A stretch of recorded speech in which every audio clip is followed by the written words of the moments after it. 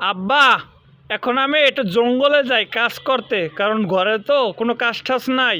আর কি কাজই করব? এই যে আমি একটা গরিব অসহায়, এর জন্য আমাকে হয়তো কেউ মূল্যায়নই করে না। তাই আব্বা, তুমি আমাকে দোয়া করে দিও আমি যেন কাজটা সঠিকভাবে করতে পারি। তাই আমি বন্ধুদের সাথে মাঠে কাজ করতে যাচ্ছি। ওইখানেই আমি হয়তো সবচেয়ে বেশি আপন মানুষ হিসাবে ওই বন্ধুদেরকে ভালোবাসবো। আব্বা, তাইলে আমি চলে গেলাম। আব্বা আব্বা, আমি এই যে চলে আসছি। আব্বা, তোমার আর হয়তো মাঠে কাজ করতে হবে না। তোমার এই যে জমি যা আছে সেগুলো হয়তো আর কোনোদিনও দেখতে হবে না। আর এই জমিটা যে তোমার আপন যে মাতৃভূমি, সেটাও তুমি আর কখনো ফিরে পাবে না। আব্বা, কিরে বাপ, কি হয়েছে বল?